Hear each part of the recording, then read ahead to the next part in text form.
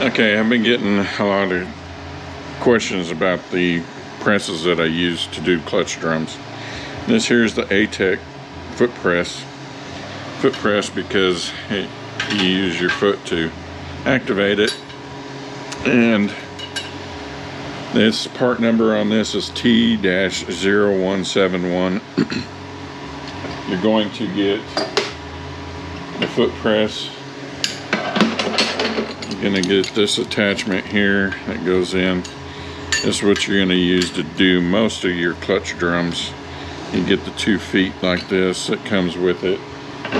You're also going to get a crossbar to put across here. And of course the pin that goes through here. And this is the biggest thing. This first thing that's going to get lost, especially with new guys that don't give a crap about anything and don't know how to work anything, know how to keep up with anything. So mostly what I use this foot press for now is to do my 6L80 drums and Toyota cases to put the spring cage in the back, 604s, 42 RLEs, 62 TEs to put the piston in the back. That's mostly all I use this for anymore. And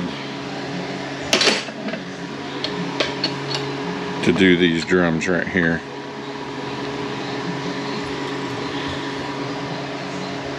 So you just put that in there, make sure you're sitting where you need to be. Alright. Press it down. Put your snap ring in, and we're good to go there. Actually, we're not all the way in the groove. Let me get that back down in there.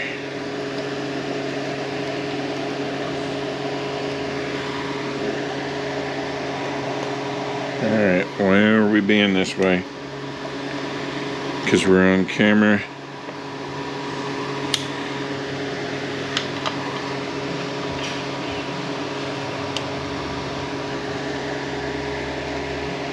Alright,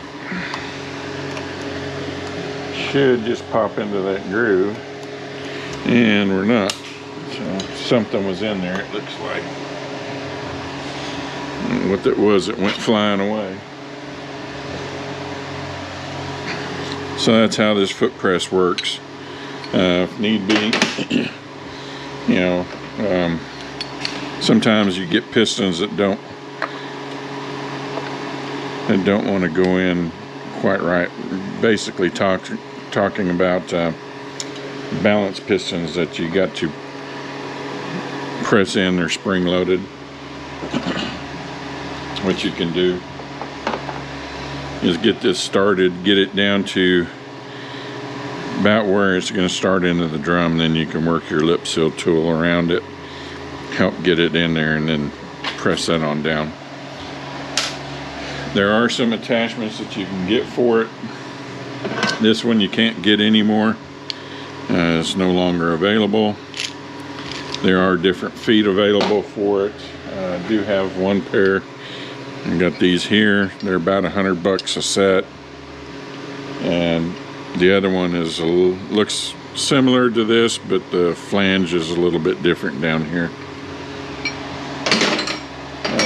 When I get a chance, I'll get the adapter case press over here. This is the only place I can set up a camera that I can kind of do this with, and we'll show you how that one works, because that's what I use most for almost everything nowadays.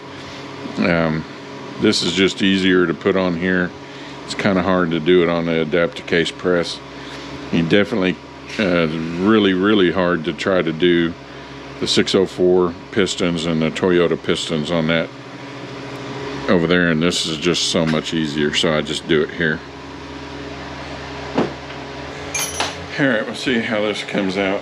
So this is the adapter case press, and it's called the Everybody, and I believe the part number for this one right now is T-0171. 0158 SPAC. Now they make 3 different versions. They got this stand-up version, they got a bench version, and then they got a hydraulic version.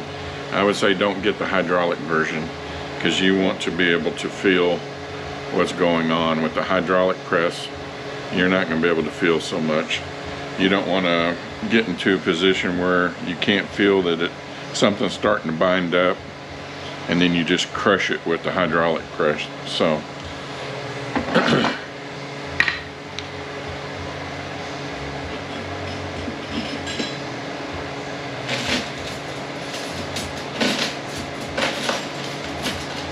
I guess I should have had this ready. This piston here I press in with the press. It seems to work really well. It does it evenly.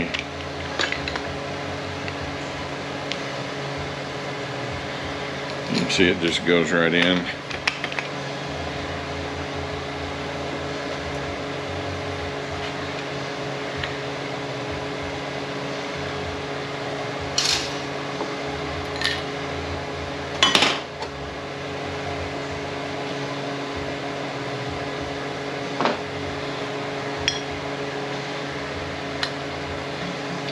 Now this is where you're going to want to feel. You want to be able to feel, especially if this piston's not all the way down and where the return spring holds it up. You want to be able to feel if that lip's starting to roll. And if it is, you can get your lip seal tool in here and work it around and make sure that you get it started before you go all the way down. With that hydraulic press, you're just going to be pushing it in and you're not going to know. You may roll that lip, you may cut it, and you'll never feel it. Whereas with something like this, you probably could feel it. Alright, that's that. One thing I was going to say, when I bought this press, this is the crossbar that you got. Now I think you get both of them. You can see it's a little bit longer. This ring was not in this kit. You get these rings, and you get 2 sets of feet, or actually 3 sets of feet. You get the short ones, you get the long ones. This is where this really comes in handy, is if you got the input shaft and you need to get down past that input shaft. That's where this thing really excels. It also excels with these rings, and we'll show you that here in just a second. This ring and this crossbar came in the 10R80 kit that they sell, and now I think it comes with the press when you order it. Now sometimes you might need, this does not come with the press. This is something I came up with to help when you got center supports that have legs on them, like the 6F35, 6T70s. So it's not going to sit on there properly if you don't have this. This side's not so bad. It's this side that's the problem.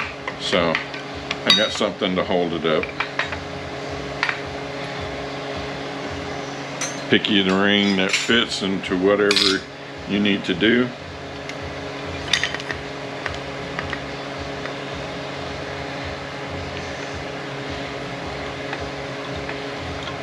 And just push that down.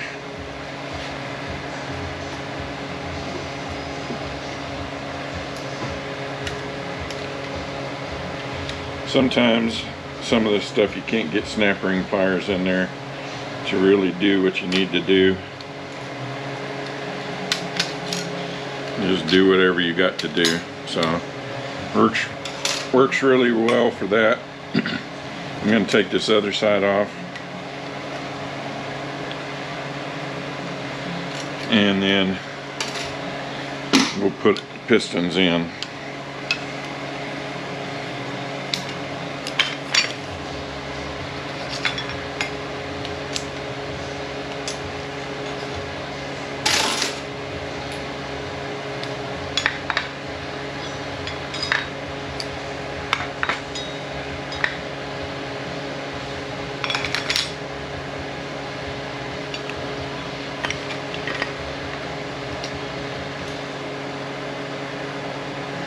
These kind of sit down in a recess, so it can be a little difficult getting the snap ring to come out of this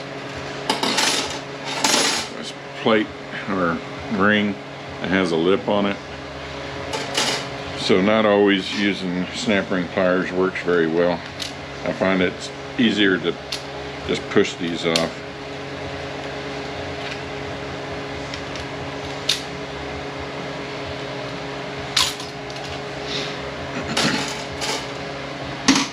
Okay, let me go clean this center support up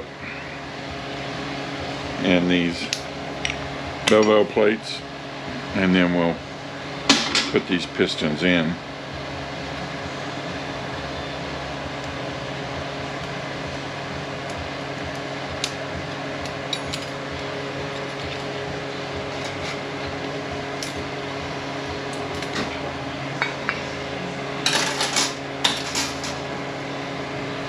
Now, I don't remember exactly how much this press was.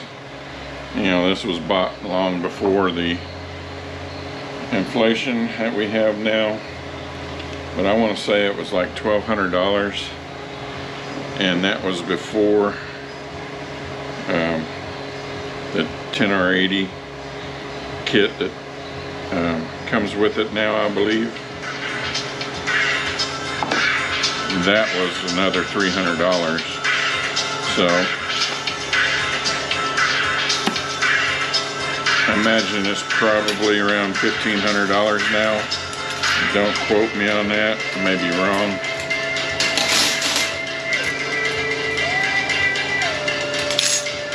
But there's others out there. This is just really handy little setup that they got.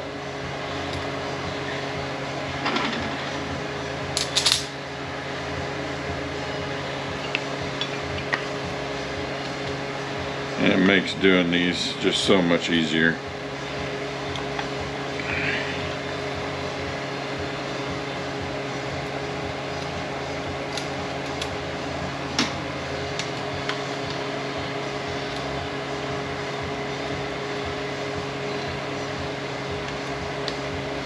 Alright, we're not all the way down.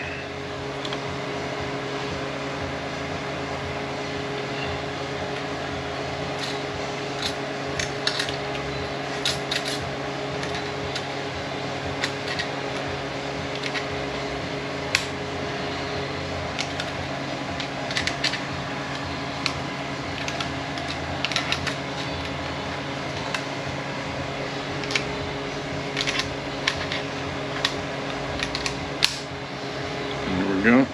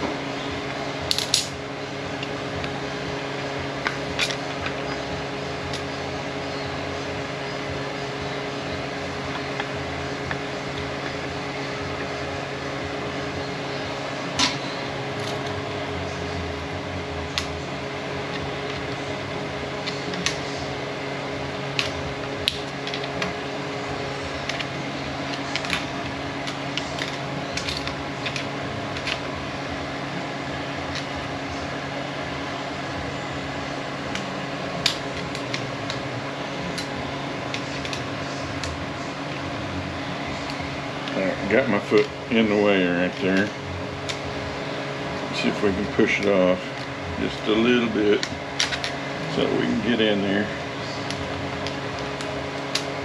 There we go. Alright, you see how much easier it makes doing these if you've ever had to do this type of setup.